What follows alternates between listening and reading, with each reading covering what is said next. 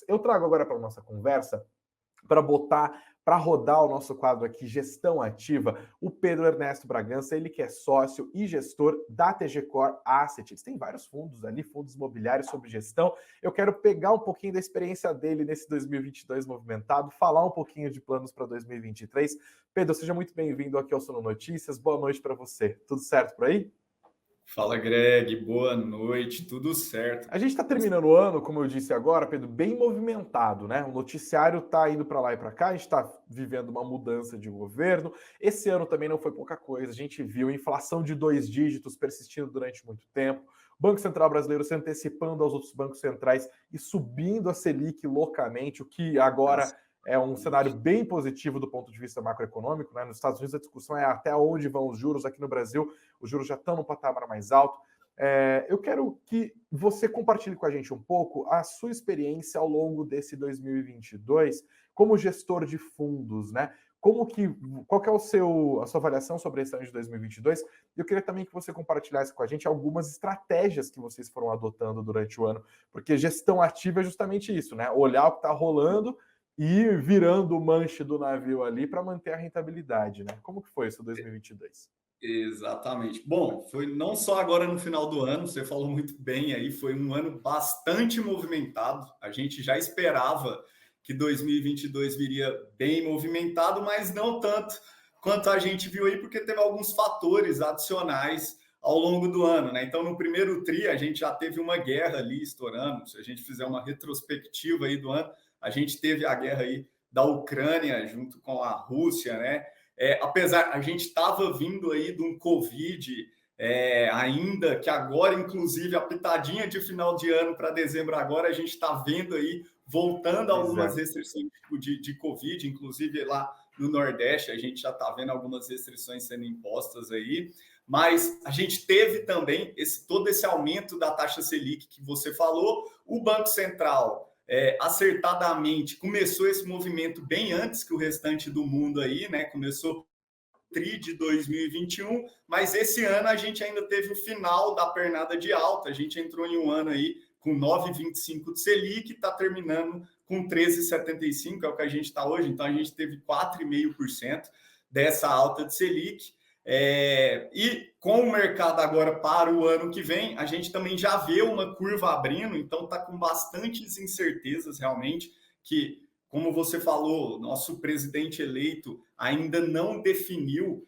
quem que vai ser a equipe econômica, até falou que vai aguardar o TSE aí fazer a diplomação dele. Isso tudo traz uma pitada de incerteza num cenário econômico que já está um pouco difícil de navegar em termos de previsibilidade. Então, a gente tem um cenário macro mundial também bastante movimentado. Como você falou, os bancos centrais do mundo aí, né, vem aí secando a liquidez, vamos dizer, vem enxugando a liquidez do mundo, na contramão do que eles eram fazendo praticamente na última década, né? Nos últimos 8 anos aí, a gente teve programas de incentivo de todos os bancos centrais, praticamente dos principais, né? Tanto Estados Unidos quanto zona do euro, incentivando, dando liquidez na economia e fomentando, mas pós-pandemia, com a inflação mundial do jeito que está, eles estão tendo que enxugar essa liquidez, vindo aí na contramão da última década, né? E aqui no Brasil, a gente já está mais acostumado um pouco com a inflação, né? Em valores mais altos, com uma taxa de juros mais alta, então a gente conseguiu antecipar esse movimento, e esse ano, querendo ou não, diante de todas essas incertezas, a gente vai fechar um ano. Foi um ano, sim, cheio de incertezas e desafios, mas quando você pega aí, a gente vai fechar com o PIB crescendo aí significativamente maior do que era projetado em janeiro. A gente veio tendo reprojeções, uma inflação, querendo ou não, na margem estava em queda. É lógico que a gente tem que rever aí para 2023 como que vai ser diante de todas essas incertezas, não dá para saber ainda para que lado vai a nossa política econômica. Estamos em um momento de transição, né? Igual você falou, a PEC aí, né? A PEC da transição foi, enfim, homologada hoje e a gente tem que aguardar para ter um cenário aí mais fluido aí, um cenário menos nebuloso para 2023. Mas Basicamente, o ano de 2022 foi um ano positivo, na minha visão, de bastante aprendizado, de bastante turbulência, mas foi um ano positivo, sim, diante de todo esse cenário que você colocou. Pedro, um dos trabalhos de gestor de fundos, especialmente fundo imobiliário, ao longo desse 2022, eu imagino, tenha sido conversar com o investidor, porque a Sim. galera olha para a Selic às 13,75 e fala, mas por que diabos eu vou botar minha grana num fundo imobiliário? Eu queria saber o que você argumentou ao longo desse 2022 e eu queria olhar para frente também, né? Porque, olha, se houver esse estímulo fiscal todo que está sendo desenhado, o Banco Central brasileiro não tem o estímulo que havia anteriormente, né? Estava no preço de muitos ativos, inclusive, para baixar a Sim. Selic. Muita gente está contando com o Selic já começando a baixar no primeiro semestre, ainda no fim do primeiro semestre do ano que vem, e o próprio Roberto Campos Neto já deu a sinalização dele que ó, a gente está bem de olho nisso. Enfim, 13,75. Por que eu vou deixar de botar uma grana num tesouro da vida e vou comprar uma cota do fundo da TG Core, por exemplo? Realmente. Apesar de ter sido um ano positivo, igual eu falei, foi um ano mais desafiador quando se fala em captação, principalmente quando a gente compara 2020, que tinha uma Selic de 2%, e depois em 2021, que era um pós-pandemia, um cenário de recuperação. Esse ano foi mais desafiador, subindo aí de 9,25 para 13,75. Naturalmente, a renda fixa vira aí o maior competidor da renda variável, no caso. Ela, em um patamar de 13,75, ela fica muito mais atrativa do que estava 2 anos atrás.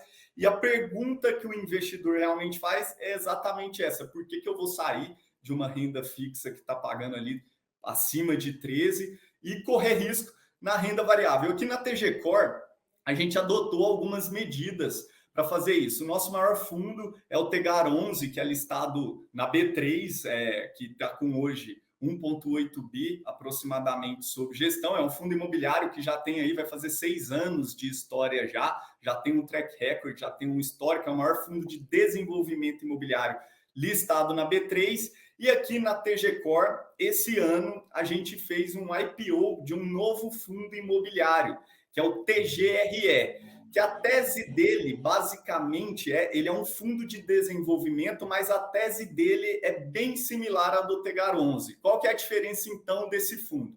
Ele é um fundo setipado. E o que o fundo setipado traz de diferença de um fundo listado na B3? Ou seja, o fundo listado na B3 ele é negociado na B3. Um fundo setipado ele é negociado no mercado de balcão da CETIP, que a gente fala no caso, né? Ele não tem toda aquela volatilidade da cota que a bolsa traz para os nossos cotistas. O que isso significa? A marcação da cota dele não é a marcação a mercado do preço da última negociação que tem na B3. Ele é marcado ao valor de cota patrimonial, que é nada mais o valor justo de todos os ativos que compõem o portfólio desse fundo. Então, quando a gente trouxe esse fundo para o mercado, hoje ele está já com 550 milhões aproximadamente de PL, ele teve uma aceitação muito boa, porque ele entrega a mesma tese que um Tegar 11 entrega também, porém aquele investidor que não tem muito estômago para toda aquela volatilidade, todo esse ciclo de incerteza, de alta, de queda, da bolsa, ele ficou protegido com menos volatilidade, com uma menor volatilidade nesse fundo que é setipado, justamente por causa disso. Vamos dizer que é assim, se você tem um apartamento, né, nada mais que é a marcação da cota patrimonial. Você tem um apartamento num prédio, o seu vizinho passa por uma situação de estresse financeira particular dele mesmo. Seu apartamento vale 1 milhão, mas seu vizinho, por ter necessidade de fazer um caixa rápido por uma necessidade específica dele, ele aceita vender aquele apartamento por 900 mil para ter o recurso mais rápido, por causa de uma necessidade dele. Sim. Não é porque o seu vizinho do lado do mesmo prédio vendeu por 900 mil que o seu apartamento vale 900 mil. Ele ainda vale 1 milhão, no caso ele fica marcado a 1 milhão. Se esse apartamento fosse listado na bolsa, junto com o apartamento do seu vizinho, automaticamente, quando ele vendesse a última negociação, o seu patrimônio cairia para 900 mil. Nesse caso, quando ele é setipado, não. É como se fosse uma comparação com a vida real aqui mesmo de um prédio. Seu apartamento, seu patrimônio continua a 1 milhão. Foi só uma Mas ele estabiliza o valor da cota ou isso também tem a ver com rendimento? Ele estabiliza o valor da cota patrimonial e aí vamos lá, os Tá. rendimentos, ele também tem uma distribuição igualzinho esses fundos listados na B3 hoje, na Bolsa. Ele tem distribuição recorrente mensal, que também é isento de imposto de renda para a pessoa física, e essa distribuição, nada mais, nada menos, vem da geração de valor do portfólio. Inclusive, os fundos listados na B3, a distribuição também vem disso. Se os ativos performam bem, não é porque a cota em um momento de estresse cai ou sobe que ele vai distribuir mais ou menos. A distribuição decorre dos ativos do portfólio. Então, a cota pode movimentar, mas se os aluguéis estão sendo pagos, se as vendas dos ativos estão continuando, se não está tendo inadimplência, aquele fundo vai continuar distribuindo muito bem. Inclusive, até voltando um pouco para o Tegar, esse ano a gente teve essas incertezas, mas olha que engraçado, o Tegar rodou muito tempo do ano por causa do aumento da taxa de juros, né, dessa pernada. Os fundos imobiliários em geral tiveram as cotas de mercado, a cota de tela, elas caíram aí ao longo do último ano. Então a maioria dos fundos rodaram com um PVP. O que significa isso? Um preço de cota de mercado abaixo do seu valor patrimonial. Justamente por causa desse movimento da Selic. Teve muita gente que saiu da renda variável, então gerou uma pressão vendedora e isso faz com que o valor das cotas caia para irem para a renda fixa. O Tegar foi um desses. Ele caiu não tanto, mas ele teve uma queda e rodou grande parte do ano com seu preço de mercado abaixo do valor patrimonial. Porém, respondendo à sua pergunta, esse ano o Tegar, devido à maturação dos ativos de equity, o que significa? A maior parte da carteira do Tegar, que são ativos de equity, performaram. Eu evoluí obra com ele e eu aumentei as minhas vendas nos últimos 2 anos. Com isso, eu comecei a ter muita geração de lucro dos projetos nossos investidos. Então, esse ano, a gente bateu recorde de distribuição 5 meses consecutivos. Então, mesmo a cota sobe, porque a galera falou, opa, eu vou atrás do dividendo. Exato. E aí a gente viu esse movimento de alta, mas a gente veio batendo 5 meses consecutivos de distribuição, para você ver que não tem muita correlação com esse valor da cota de tela. Então, a gente bateu a partir de março, veio março um recorde do fundo, desde a história dos 6 anos do fundo. Depois, em abril, um novo recorde, e a gente veio aí atualizando os recordes, porque os ativos dentro da carteira continuaram performando muito bem. A inadimplência super controlada, a gente ainda não viu nada de impacto na nossa inadimplência. As vendas continuaram performando bem, as obras continuaram evoluindo bem, e isso proporcionou aos nossos cotistas rendimento recorde aí ao longo do ano. Tanto que a cota subiu, foi o que você falou, realmente foi um dos movimentos que com certeza deve ter ajudado a cota a subir. Hoje a cota já está acima aí da cota patrimonial, inclusive a gente acabou de vir de uma oferta no Tegar 11. Esse mês mesmo, há 2 semanas atrás, a gente encerrou a oferta do Tegar 11 e a gente captou mais 303 milhões para o fundo que está no nosso caixa, para a gente entrar em 2023 com um caixa forte para surfar todas essas incertezas, fazer a estratégia do que precisar, fazer os ajustes. Vou perguntar então a nossa enquete que está aqui, ó. Você que está ao vivo com a gente pode responder a nossa enquete. Vou perguntar para o Pedro agora. Você está otimista ou pessimista com os investimentos de 2023, Pedro? Cara, eu sou um eterno otimista, tá?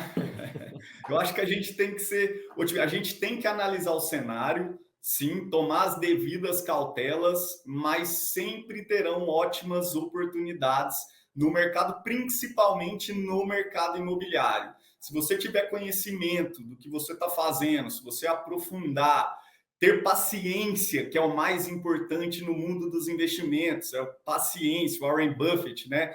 O nosso oráculo aí já fala isso muito, paciência. Se você ter paciência para achar bons ativos, conhecer do negócio que você está investindo, você sim vai poder surfar em boas oportunidades, até nos momentos de possíveis crises, né? A gente não sabe se vai ter um desenrolar disso, mas todo cenário tem oportunidades. É muito importante ter paciência e preparo e ficar muito atento aí a ligar o radar, né? E foi o que você falou, ajustar um manche o mais rápido possível.